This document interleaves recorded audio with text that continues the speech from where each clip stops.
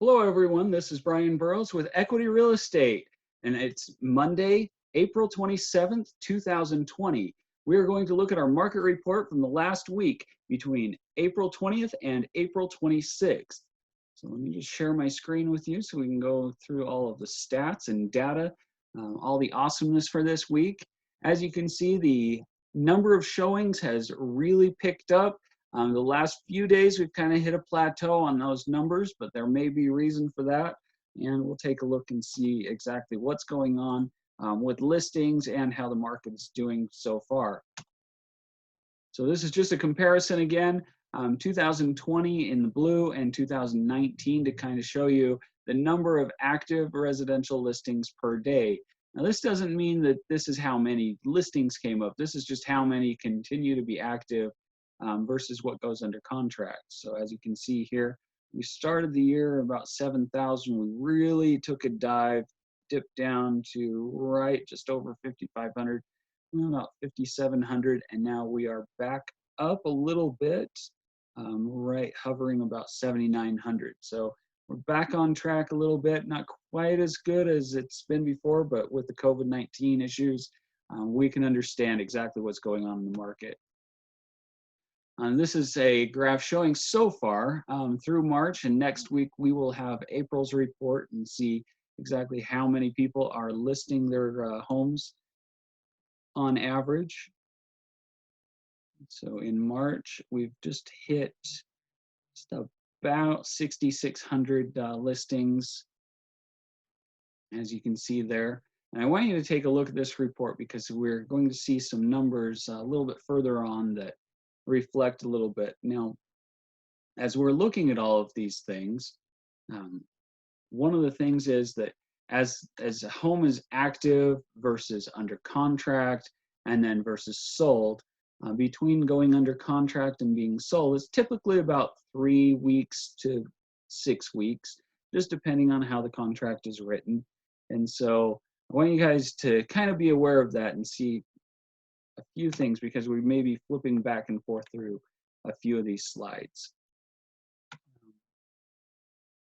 Again, active under contract residential listings per day in 2019 just continued to go on a good slope. 2020, we've actually dropped down between March 15th, coming down and kind of hitting a plateau. We were quite a bit above until just recently.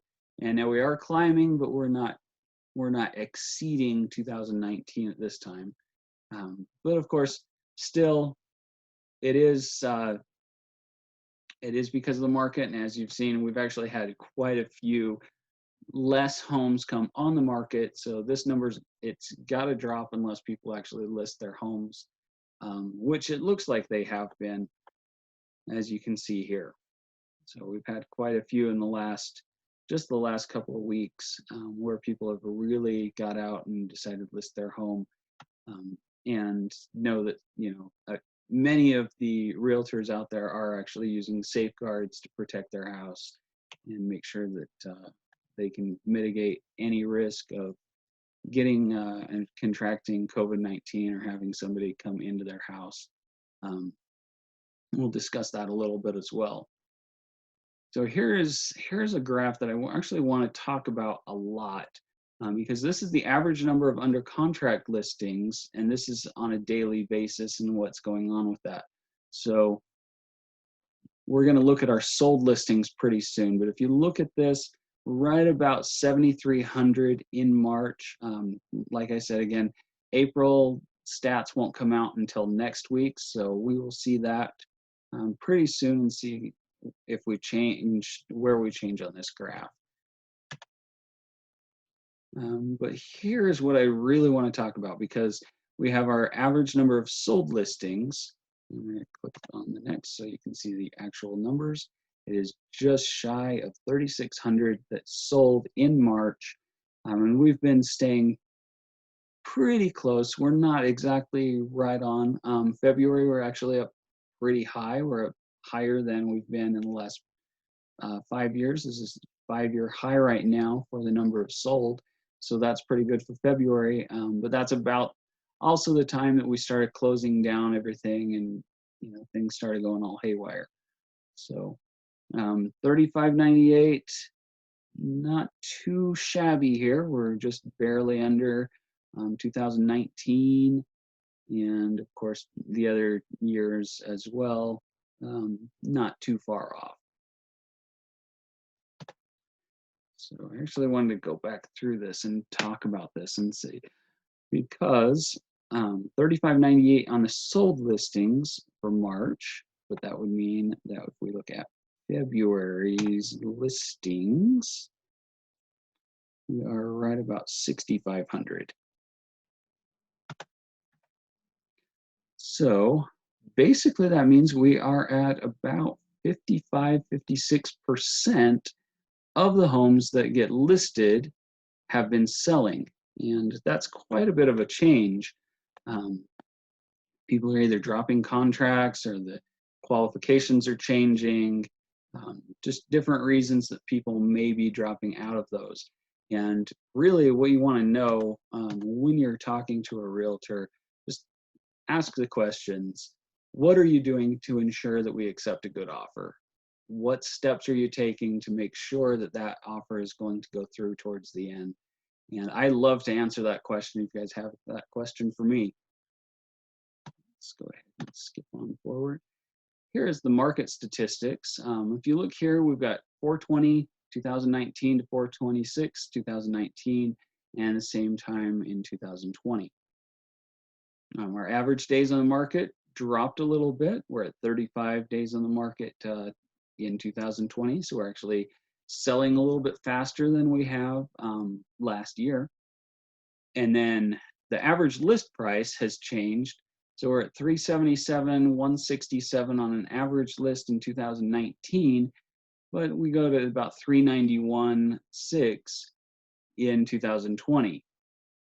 And then thing also changes here between the list price and the sold price. We're down about $4,000, right around $4,000. And here from 391 to 388,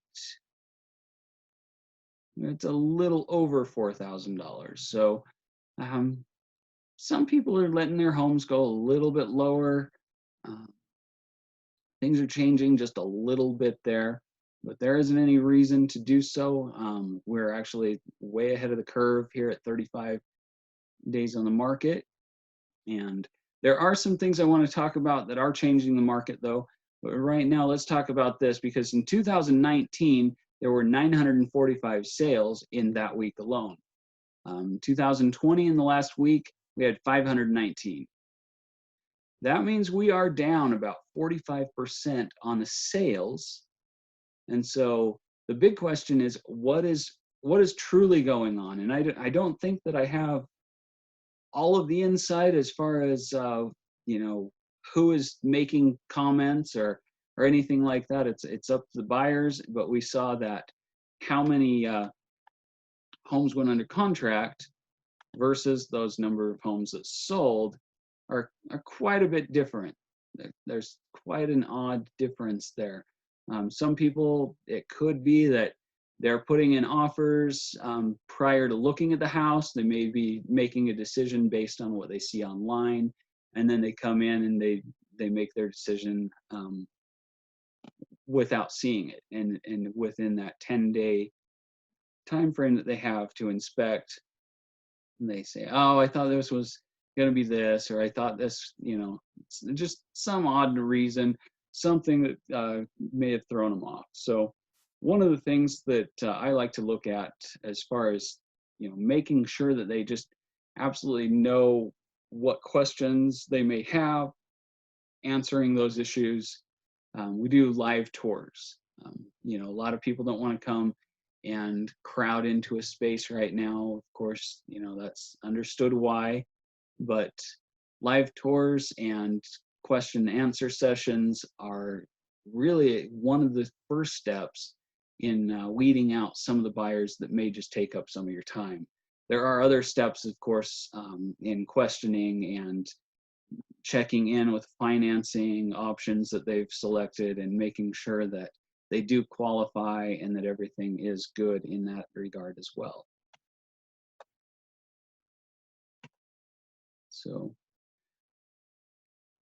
all right. I do not have a slide for this one. I just want to give a heads up. Between April 1st and April 26th, we have had 2,354 sales in 2020. Last year in 2019, we had 3,575. Now we do have, today hasn't been reported, and then we have 3 more days in this month. But if we take that average of, it's a rough average, about 82 homes per day, and add that in for those missing days, we're really close to about 2,700 for the month, unless the title companies are really working hard this week and just making up that difference. But I think we may actually see some changes, and there's a reason that those changes may be taking place. Just not too long ago, a few weeks ago, FHA has changed their rules.